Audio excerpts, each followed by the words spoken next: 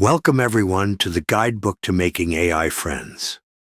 I shall be your guide as we explore various issues of artificial intelligence, consciousness, personhood, and whether AI poses an existential risk to humanity. The topic for today is dying in anticipation, or the fear of waiting to hear. Imagine, if you would, that your loved one was away on a trip to a neighboring city. They would be driving back home, and you know the route they would be taking and the time when they would be returning. Nothing untoward has crossed your mind yet, but then you hear of a massive traffic collision on that specific route your loved one is supposed to be on at the time they should have been near the area. A collision involving several cars and trucks, with many fatalities already reported. Trying not to panic, you call your loved one just to make sure they are all right. The phone rings, but your loved one doesn't pick up. Soon enough, you've filled up their voicemail with increasingly hysteric messages. Your text messages go unanswered, and none of your friends and family or those of your loved one can get in touch with them.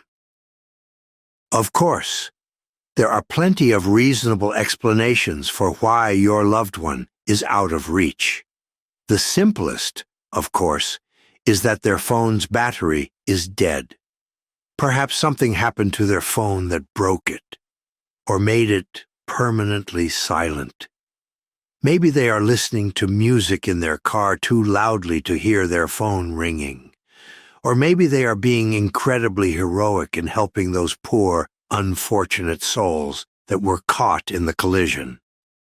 There are plenty of reasonable explanations for why you can't get a hold of your loved one, but your mind keeps turning to only two. They are injured, or they are dead. They say no news is good news, but we all know that that saying is nothing but an empty platitude. To use another old idiom, no news is merely the calm before the storm, but you know that the storm is coming, and the longer that there is silence, the longer your mind has time to come up with worse and worse scenarios for what that storm may mean. As they say, there is nothing more frightening than your own imagination. After all, until you hear from your loved one, they are both alive and dead, like Schrödinger's cat. Should they be alive, that would be a neutral to good outcome, as it would be more of a relief than a joyous celebration. Something to think back on in a few years and laugh. However, if they were dead, that wouldn't merely be a bad outcome. It would be disastrous. It would be something to mourn forever. The bad outcome is immeasurably more severe and extreme than the good outcome.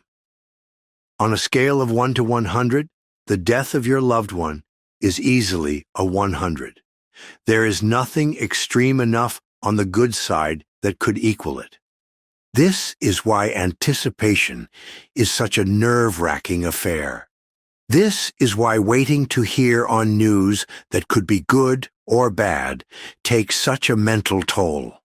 So, what happens when we wait for the coming of AGI? What are the good outcomes of smarter-than-human, agentic intelligent entities? We can imagine cures for diseases, economic improvements, life extension, environmental improvements, space exploration, and more. However, when it comes to the beneficial outcomes of AGI that a reasonable man may imagine, they generally tend to stay reasonably close to the current status quo, albeit with improvements across the board. However, what can we imagine about the bad outcomes of AGI? New bacterial and viral super diseases, economic shutdowns, nuclear weapon launches, an abundance of paperclips. In short, crises of an existential or extinction nature.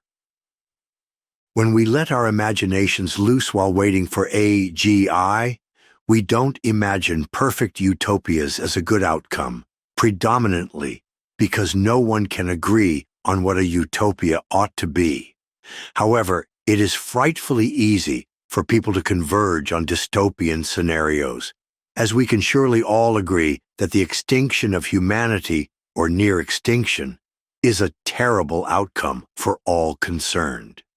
As people speak to each other of their worries, the individual utopian scenarios fall by the wayside through disagreements, but the dystopian and existential scenarios are only reinforced by sharing.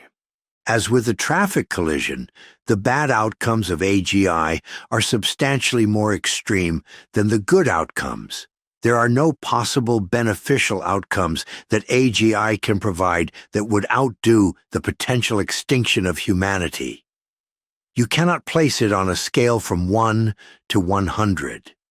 Humanity's extinction is infinitely bad, which leads to another problem: trying to calculate the probabilities of the impacts. Let's say that the impact of curing all cancers is a 50 on a scale of 1 to 100, but there is only a 10% chance of AGI actually doing this. You could then give it a score of 5, yet any percentage of infinity remains infinity. No matter how remote the possibility of human extinction, the impact score would remain infinite. It could be a 1 in a trillion chance and still would rank higher than any good the AGI could do with a 90% certainty. This only reinforces the worries and the fears of AGI. We don't know when it will arrive. We don't know what it will do.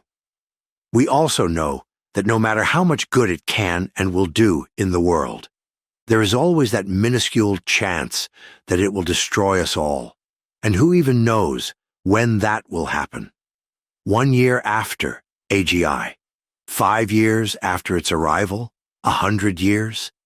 The waiting will never end until it happens, because there is always that chance.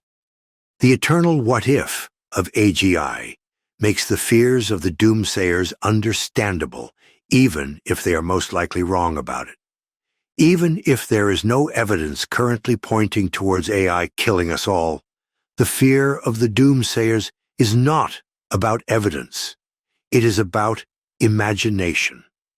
After all, if your loved one really was unreachable after a major traffic incident, would the lack of evidence of their injury or death make you stop fearing the worst?